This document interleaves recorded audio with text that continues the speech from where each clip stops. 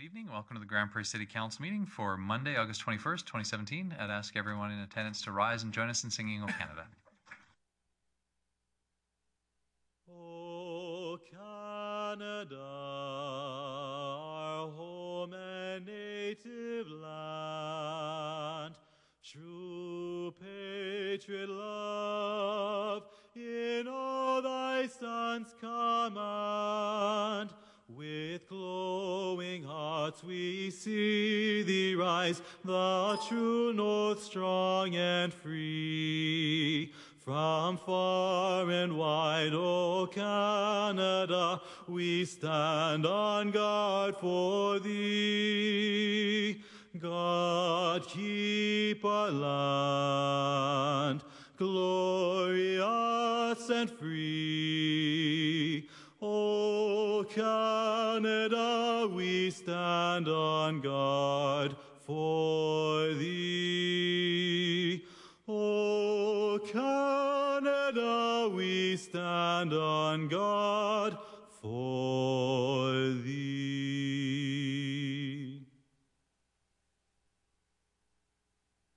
Well, thank you to the National Film Board of Canada for the images of our country, and thank you to a member of our local Men of Note group, which is an alumni group for the Grand Prairie Boys Choir. I will, and I'm sure I have the name somewhere, but I'm just getting used to this new routine. But we thank them for the audio. Council will notice that it was sped up a little bit, and so we're going to have to adjust and try to keep up from now on. After I think about 8 years of the last one, audio provided by the Grand Prairie Boys Choir, but certainly a pleasure to have a local Grand Prairie singer provide that audio of O Canada for us. So we'll move into the adoption of the previous council meeting minutes. Item 3.1, council meeting minutes from August 8th. Councillor McLean. Thank you, Mayor Given. I'll move that the minutes of the City Council meeting held August 8, 2017 be approved. Thanks very much, Councillor McLean. Are there any errors or omissions that we need to catch in that set of minutes before we adopt them? Seeing nobody ringing in, I will call for the vote. Please vote. Okay. Thanks, Councillor Rice. No, thank you for Councillor Rice is calling for a revote on clicking the wrong vote button. Okay, I'll call for a vote on the adoption of that set of minutes. Please vote. Thank you. That's 7. That motion carries, and that'll move us on to the adoption of the agenda. We do have one item under notices of motion tonight, Council, that was handed out earlier. I don't know that we need to add that as an item because we do have a standing item under notices of motion, but just to bring people's awareness, that was handed around tonight. We'll deal with that under item number 12. Can I have a motion for the adoption of the agenda? Councillor Rice. I move adoption of the agenda as presented. Thanks very much, Councillor Rice. Any discussion or debate on the agenda? Seeing none, I will call for the vote. Please vote. Thank you. That motion carries, and that brings us to the delegation portion of our agenda. This is an opportunity that we have at every regular City Council meeting. Anybody who wishes to call ahead and let us know that they'd like to present is welcome to be on the the delegation agenda. We also do welcome delegations from the floor. But this evening we have one delegation that let us know ahead of time, Mrs. Pamela Foley, with respect to a property tax exemption request. Ms. Foley, if you'd like to come and join us at the council presenters table, and if you just introduce anybody that joins with you and your name for the recording secretary, and welcome. Good evening. I'm Pamela Foley from Canadian Mental Health, and this is Deborah Stoner, our Executive Director. Welcome. Thank you. So you have about 5 minutes. Council only has the line item title of your request. Okay. So last year we had purchased 2 lots in behind Burden Bearers on 97A Ave and Aberdeen Avenue, and we're looking to have the taxes waived. We purchased these lots with full intention of building permanent supportive housing or something for low-income housing. Okay. Okay. Any questions for the delegation? Councillor Rice. We normally don't give tax exemptions until something's built or occupiable, do we? It seems to me that there was a church that wished us to not pay taxes, but we couldn't do that until he was occupying. Is that a rule for municipal affairs? I guess is what my question is. Yeah, I recall the case that you're talking about. I'm not sure that it would be applied similarly here necessarily. The, the decision about whether something was a religious assembly prior to occupation was a little bit different. But this is the first time council's hearing this request. Likely something that we would refer to administration for a report back to the appropriate standing committee, so that we could understand the nature of the request and any technical details that might apply to it. And then council would be able to make a decision. Any other questions for the delegation? Ladies, do you have supporting documentation around the purchase and any other details should our administration need it? Yes. Okay. Okay. I see our Director of Corporate Services. I will look there. Thank you, Mayor Given. Request was submitted to our Property Tax Department, and the application was denied based on Section 362 of the Municipal Government Act, where the property is not just owned but it must be used for the purpose as per the Act. So the application was declined. Okay. Okay. Thank you. And Councillor McLean. Thank you, Mayor Given. I think mostly when the building starts, they get sometimes ask for exemptions for building fees, for permits and stuff. I've noticed that over the years. Is that true? I think I noticed that part, but I've never seen it where the land was before. So before we get too deep into the technical details of this, I think it's probably appropriate that we refer it so administration can give us a full report on the technical details. I will say, Councillor McLean, you're not mistaken. The City of Grande Prairie has a policy around affordable housing projects that we will waive certain fees if it meets a affordable housing standard. So that's true. This is, if I understand it, a request that they're making under exemption potential under the Municipal Government Act. So slightly different. Ladies, thank you very much for the presentation. The most likely outcome, we deal with delegation business towards the end of our agenda as item number 11. Councillor Logan said that we're not going to have a long meeting today, so we'll see. But you're more than welcome to stick around. The most likely outcome is that we'll refer it to administration and ask them to bring a report back with all these details to the appropriate standing committee. We would ensure that you're notified when that was going to come to committee so you could come and hear the discussion there. Okay? Okay. Thank you. Councillor Rice, you had a further question? Sure that Ms. Walker has their contact number, or is it on their application? I believe administration would have their contact if they had previously submitted a request. Doesn't hurt to double check. No, absolutely. Thanks very much. Okay, thank you very much, ladies. Okay, this, as I said, this is the delegation portion of our agenda. We do welcome any presenters that wish to address council. We do have this at every regular city council meeting, and if there isn't anybody else coming forward this evening, then we'll close the delegation portion of our agenda and we'll move on to no public hearings, no unfinished business, so we will move on to reports. Item 8.1, the strategic priorities chart for July to September 2017, and I'll look to our city manager for an introduction. Thank you, Mr. Chairman. This is a report format with which Council is quite familiar. This is, I think, the fourth year of a four-year cycle using this type of report. Since our last report to Council and discussion of these items, there has been some addition and some changes. So I'll just take a moment and highlight those. Four in particular. The first one relates to the intermunicipal collaboration framework planning. And in discussion with Council, it was determined that now that we've commenced the inventory portion of the ICF discussions, which is taking an inventory of all of the touch points that currently reside with the various levels of government in the region, that we should start a planning process for what we're going to do with that information once it's compiled. That process has now begun and will be reported on again at the January 2018 Council Planning Session. Second area was one that arose arising from discussions that we were having with regard to the operation of major city recreation facilities and how we communicate the operational efficacy of those facilities, the efficiencies that we're creating, the objectives that we're serving as we operate those facilities within the community. It was under the strategic focus area of optimizing existing services, and Council directed that administration begin to develop a plan for all facilities whereby or wherein we could establish clear financial and operating parameters for the facilities to ensure they meet community needs, and to get a method of reporting and rapport back to City Council on how we're doing on major recreational facilities within the community. That's currently targeted for February 2018.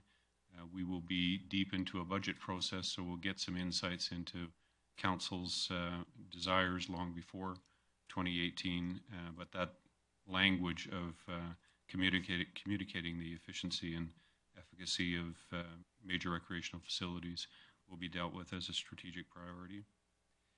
The third one was the 2018 budget process under optimizing existing services, and this one was dealt with primarily through Corporate Services Committee, where administration was directed to begin to develop what we referred to as scenario budgeting options, and that those options would be presented to Council in the context of budget information that comes forward into the formal process. That is currently underway. In fact, in the early stages even of this year's budgeting process, Council will start to see the outcome of scenario-based budgeting. The base case budget, as you would have seen it in prior years, will be much the same in terms of its content and format, but we will also present a budget scenario that describes what it would take to get a tax rate increase of no more than 3%, and another scenario that shows what it would take to have a tax rate increase of 0 in the coming year, and what impact that might have on municipal services and how we might perform those services within the community. The last area of revision, Mr. Chairman, relates to enforcement of photo radar. And this one was under the strategic focus area of exploring new directions. Historically, there has been a lot of discussion about photo radar in the context of its ability to generate revenue within the community, and that is an appropriate area or focus area of discussion. But there are also there is also a plethora of information now with regard to the efficacy or the effects of photo radar on the community. So things like results in incidence and severity of traffic accidents, results in types and frequency of infractions occurring within the community. Those driving patterns and the outcome of those driving patterns are now being able to be witnessed post-introduction of enhanced photo radar. And so Council's direction to administration was start to report on enhanced photo radar, not only in terms of its revenue generating capacity, but also in terms of what impact it's having on the driving patterns and effects of those patterns in the community. So those are the 4 new areas, Mr. Chairman. The rest of them we've all seen before, and Council has directed us before. I'd be prepared to answer any questions on any of those areas if Council desires. Okay, thanks very much, Mr. Nicolay. Any questions for the City Manager? If not, business arising, or Councillor McLean. I was just prepared to make a motion. Okay, sure. You're absolutely your first. Thank you. Please. Okay, thank you.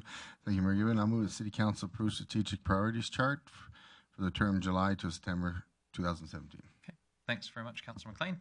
Any discussion or debate on the motion? Seeing none, then I'll call for the vote. Please vote. Thank you. And that motion carries. And that'll take us into committee business, starting with item 9.1, the Community Growth Committee meeting from Tuesday, August 8th. And Councillor Rice, I understand you're going to handle that one for us.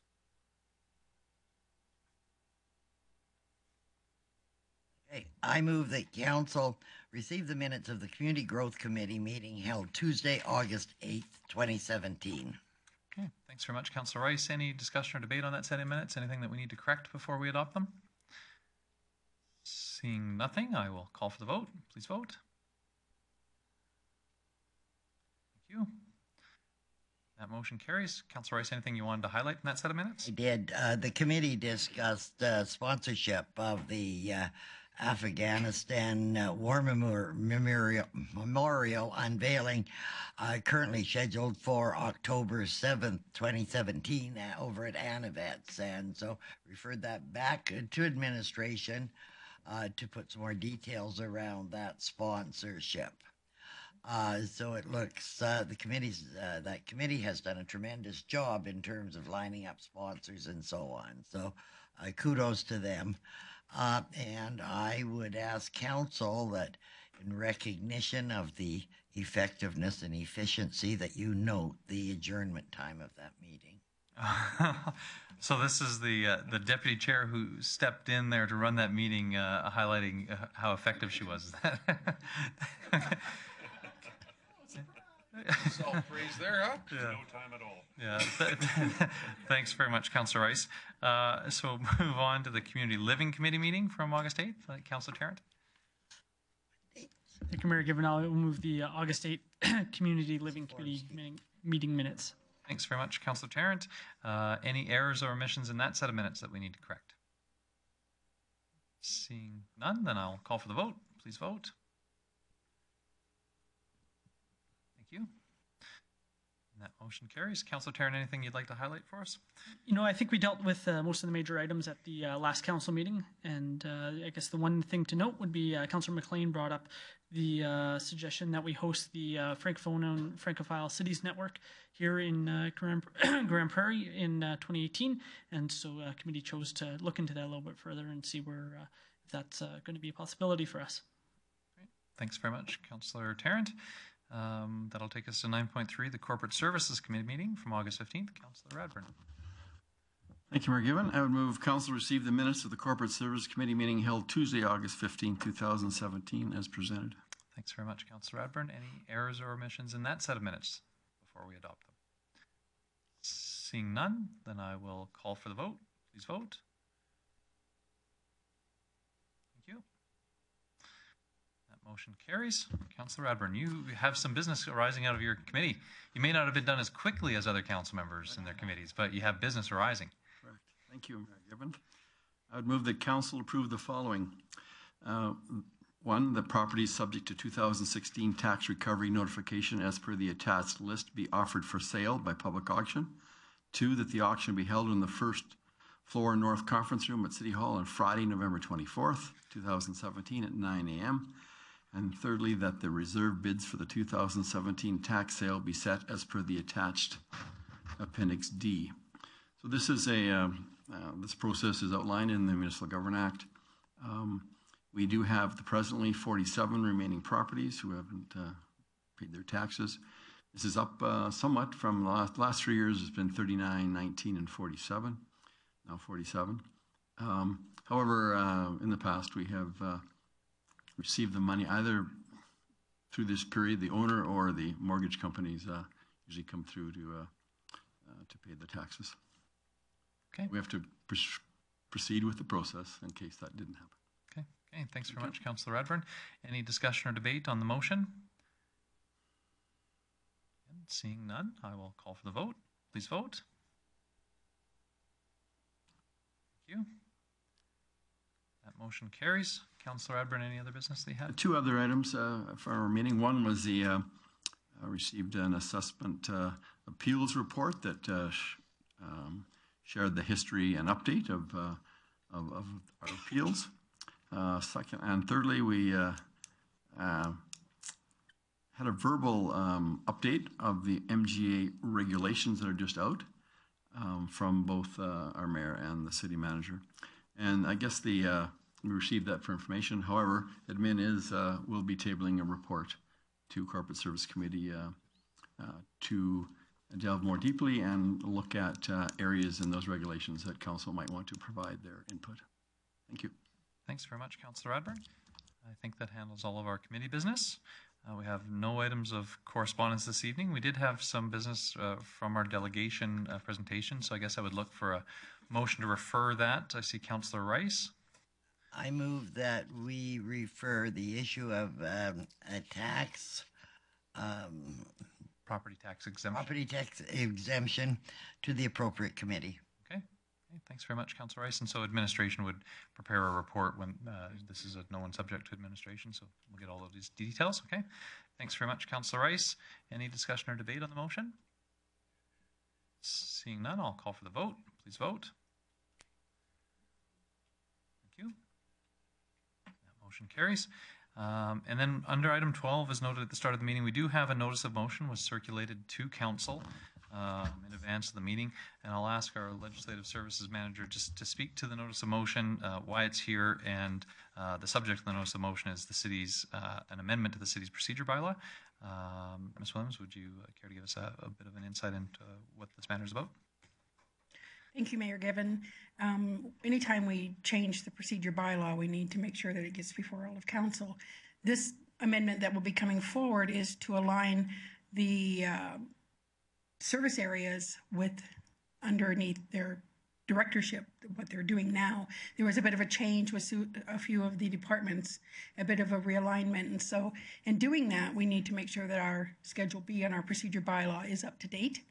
Bringing it forward as a notice of motion, there has to be all of council members present, and it needs to have a unanimous vote in order to be approved. Going by notice of motion, it means we've given them all notice. If we have one member not show, then we are okay to still proceed as long as we have a unanimous vote on it. So. Okay. Thanks very much, Ms. Williams. Thanks for that introduction. We do need a council member to move the notice of motion. This would probably be corporate services. Councillor Radburn. Thank you, Mayor Given. I would move council unanimously pass 3 readings of bylaw C962U being an amendment to the procedure bylaw. So just to clarify, Councillor Radburn, you're making the notice of motion on, and so really the operative for tonight is give notice that at the City Council meeting scheduled for Monday, September 5th, the following item will be presented, and that's the one. Correct. There was a change, as noted, in the administrative structure. We need to make sure our bylaw is reflective of that. And so this is a bit of a one-off in terms of administration initiating this because of administrative change. So thanks, Councillor Radburn, for getting it on the order paper, I suppose, so to speak. And we have no motion. We have no vote on a notice of motion, but that gets it on. So we can move to council member reports. I understand we may have only one external report. Councillor Rice, you had Grand Spirit Foundation.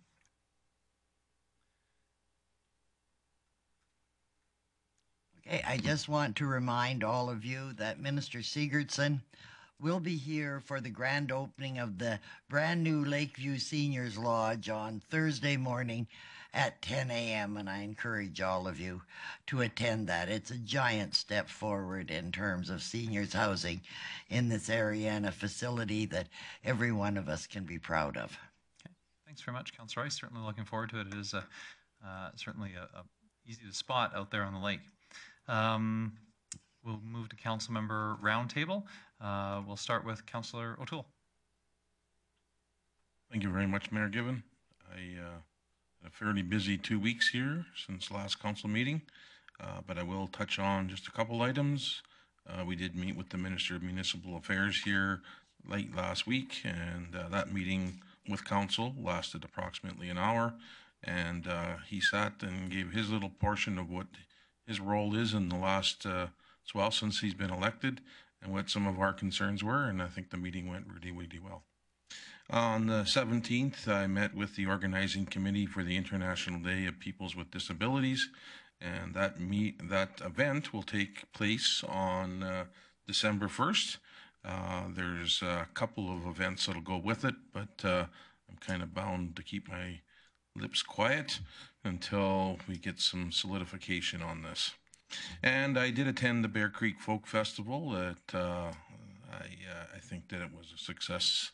I don't think the attendance was as high because of the cold weather, but the aspect of the music and the social aspect was a wonderful idea. Thank you. Thanks very much, Councillor O'Toole. Councillor Radburn. Thank you, Mayor Given. Just have three quick things. One, I attended along with Councillors McLean, Thiessen, and Rice, the Forbes Homestead Tea and Tour. So thanks for Charles and his 2 summer students for putting it on.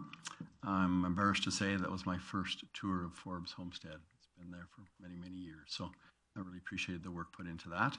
Along with Councillor Thiessen, I did attend the Métis Nation Bell ceremony on August 14th. And today, just a thanks to Angie Peters and John Kroll, Royal LePage. They put on a Royal LePage Total Eclipse barbecue for the community that I attended. Thank you, Mayor Given. Thanks very much, Councillor Radburn. Councillor Tarrant. Thank you, Mayor Gibbon. Just a couple things. I was able to attend the Northern Alberta Elected Leaders meeting in Peace River. Great time of meeting with other fellow elected people in the area and hearing some of the concerns and hearing some of the things going on across the region. It was also a good chance to meet up with some of the elected officials of the municipalities nearest and dearest to us and have some good discussions with them regarding ICFs and other things. I was able to attend the Burden Bearers fundraising gala this past week. Great turnout, another sold out event, and fantastic organization that does some great work for our community. And lastly, the Bear Creek Folk Fest. What a fantastic festival this past weekend. The organizers again did a superb job. Everything was run very smoothly, and it was great to enjoy the event with thousands of others, and hopefully it continues in the future. Thanks, Councillor Tarrant. Councillor Logan.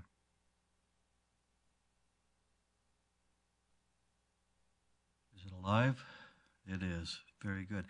Three things that I will mention very quickly. The first is the meeting with the provincial minister that was already mentioned on August 16th, and it looks like we're getting a fair amount of traffic from the cabinet coming through this way, and that makes for great opportunity for us to get our messages across. The second thing was meeting with our new Chief Administrative Officer on August 17th, and I'm pleased to see that he must have thought that was good enough that he stayed here, and very warm welcome. And finally, a whole bunch of little meetings through the last couple of weeks where I've had several candidates who call themselves possibles or probables to run for city council, coming and asking for information, and I tried to be as honest as I could about how wonderful it is. And so I wish all of them well with their deliberations and with the subsequent candidacies. Thanks very much, Councillor Logan. Councillor McLean. Thank you, Mayor Given. A couple were already answered. I'll speak to. I was out of the city twice, occasions, personal stuff, and but the couple of events I went to was the Forbes Homes, and the reason I'm going to re-say this is some staff have stepped up. We've heard Councillor Radburn mention Charles, curator of the museum. We got a lot of new people that have come on board and people that work within the city that are really strengthening the city's core, and he is one of those individuals, Charles with Karen, and it's not just tea and biscuits about doing this kind of stuff. This is my third time at the Forbes home over so many years, and this is one of the best, I think, setups and functioning to get the community involved and understanding. So thank you, Charles, and I think there's going to be more of this coming from the museum and areas in our city that have a point of interest. And the other one is about the Minister of Affairs. We went through a few, but I think the one we got right now gets it. And I believe he's seen what's happening, and I hope that Rachel keeps this individual for a few years till the next election, because I think we could see some positive changes for our communities. Thanks very much, Councillor McLean. Councillor Rice.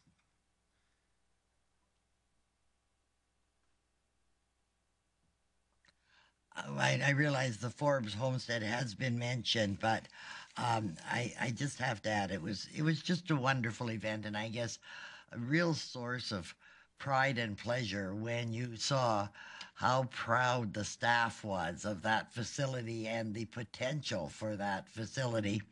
It was also a bit like, we seem to have gotten ourselves backed into a corner. There is no place to park at the Forbes house. They would like to have more and more and more of those events, and the closest place to park is, without a word of a lie, 3 blocks away.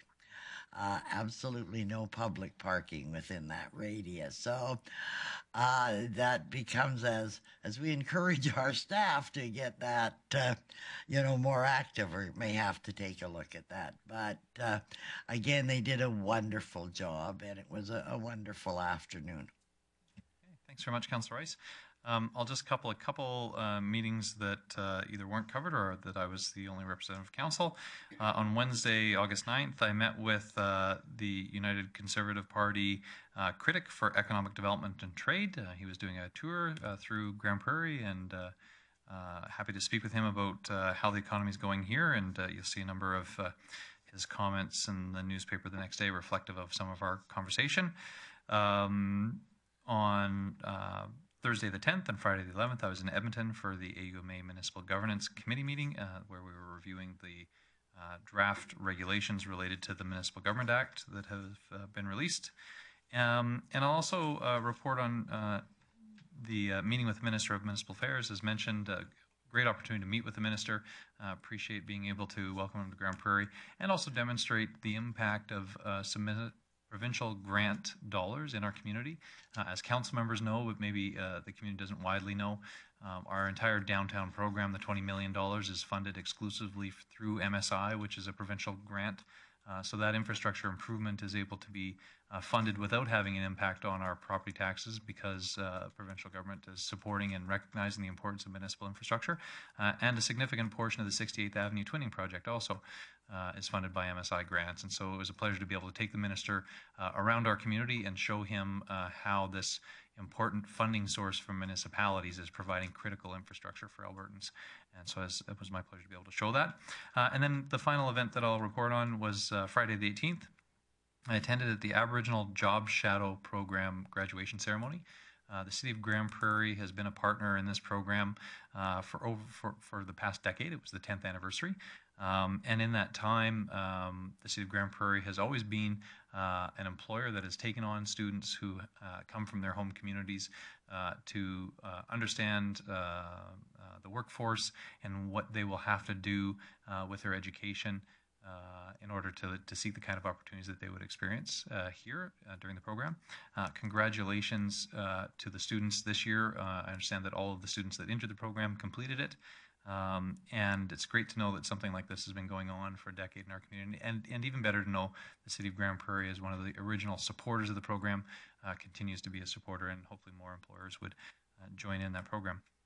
With that, I think that's everything for our meeting agenda, and I'll call our meeting adjourned. Thank you.